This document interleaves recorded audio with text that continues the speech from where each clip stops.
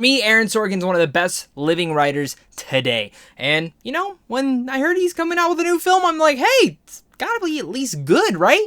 Well, it's freaking fantastic, and this is a must-see from me. What's going on, buddy? Welcome back to a brand new movie review. Today I'm going to be discussing The Trial of the Chicago 7. Now, of course, if you guys are new here, make sure to again hit that like and subscribe. And if you guys enjoy movies, reactions, rankings, I do all that sorts of stuff over here on a daily basis. I love talking movies and I want to keep talking them with you guys. So make sure to also leave a comment down below and let me know your guys' thoughts. Are you guys excited for this movie? Are you not? Let's discuss it all down there. Trial of the Chicago 7 stars Eddie Redmayne, Alex Sharp, Sacha Baron Cohen, Jeremy Strong, John Carroll Lynch, Abdul-Mateen II, Mark Rylance, Joseph Gordon-Levitt, and my God, pretty much everyone you could possibly think of. And it's about the story of 7 people on trial stemming from various charges surrounding the uprising at the 1968 Democratic National Convention in Chicago, Illinois. Was, you know, I mean, one of my most anticipated films of the year, but I did stay away a lot from it because I didn't want to know much about what the film was about. I didn't want to know much about anything. I didn't see any of the trailers going into this. I just knew the cast, Aaron Sorkin's involved, and that's all I really need to know. And again, this film, for me, is a masterclass in so many different things, which you'll be hearing that word a lot throughout this review. And definitely the thing I want to start by talking about is the cast involved here. Every single one of them gives, honestly, an award-winning performance. Each and every one of them has that one in particular moment that sets them above the last. And maybe that's a little bit too much for everyone because, again, every single actor does get, again, that one moment that singles them out above the others. But there are some in particular who I, again, think deserve the nomination nonetheless. And that starts with Eddie Redmayne, who, for me, I think is probably going to be the main lead throughout this film when they do go towards the Oscars. All of them could technically be supporting, but Eddie Redmayne definitely gives a performance that I haven't seen from him yet. We've seen many different performances from him. He's one of the best working actors right now. But for me, Redmayne, what he does in here is so different, especially when it comes down into the third act and really where his character starts getting involved and revelations start coming out about. It's what he does in those moments that truly are just awe-inspiring. And also touching in, for me, Sacha Baron Cohen. A lot of people know him as Bruno, Borat, the typical movie-going audience knows him as that. But he's a fascinating actor, one of the best working actors ever. He's so underrated when it comes to performances, and this role that he gives in here, the guy, I mean, for me, is one of my favorite supporting performances of the year. He should definitely be at least nominated. And I love what they were able to do with his character in particular. I think he speaks a lot of volumes for everything that's kind of going about inside this film. And it's kind of an inspirational character at that as well. But he's also the comedic relief in many different moments.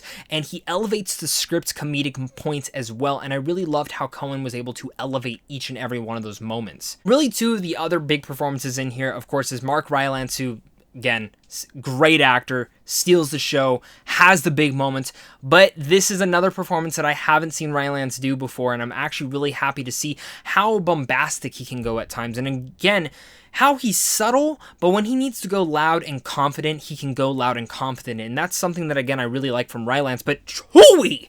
The performance had actually knocked me on my ass, and I wish he was in the film more. Now, for the context of the true story, I understand why he was in this as much as he was, but the true performance in here that really made me just go, holy crap, is Abdul-Mateen II. I loved him in Watchmen. I loved him in Aquaman. I think this guy is an excellent actor, but holy crap, I knew he was in the film.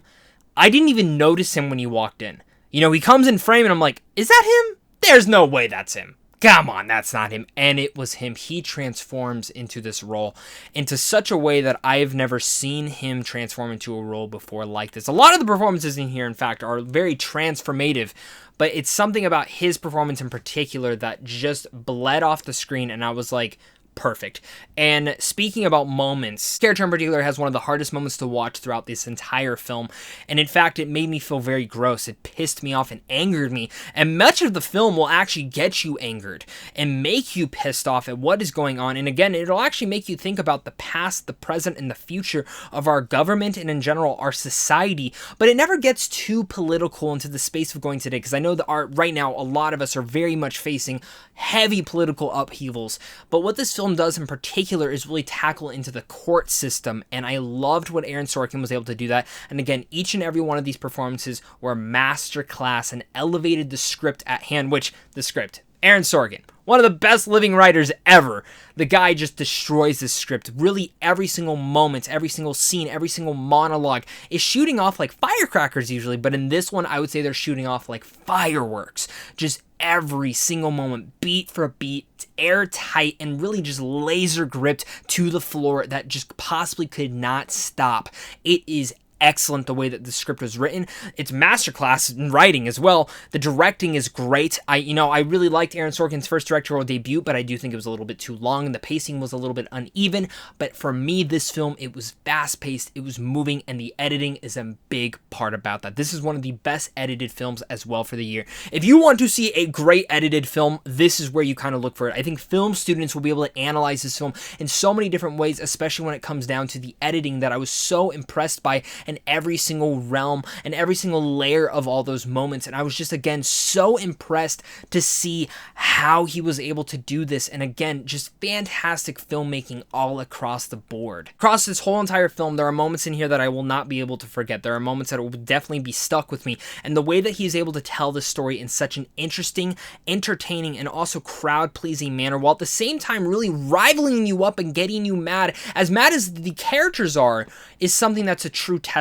because this is seriously one of the best films of 2020. Let's get to my con. And actually, this is kind of a weird con. Like I said, in Molly's game, I felt like the pacing was a little bit lackluster. I feel like the film was a little bit too long. My actually con for this film is I felt the film could have been at least 20 minutes longer. There are moments that I wish they would have expanded on just a little bit more. There are moments where I wish they would have focused in deeper on certain character developments, and especially certain moments.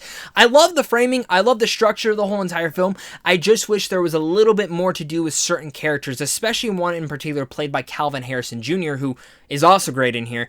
And it's actually funny, there's actually going to be a film called Judas and the Black Messiah coming out next year, which I'm actually really excited for. And he's actually, the role he's playing in this film is actually the same role that Daniel Kaluuya is going to play in there, which is pretty cool. So maybe this will make a great double feature. But nonetheless, I did want the film to be a little bit more expanded on in certain moments. Honestly, at the end of the trial of the Chicago 7, you're going to be chanting the whole world is watching.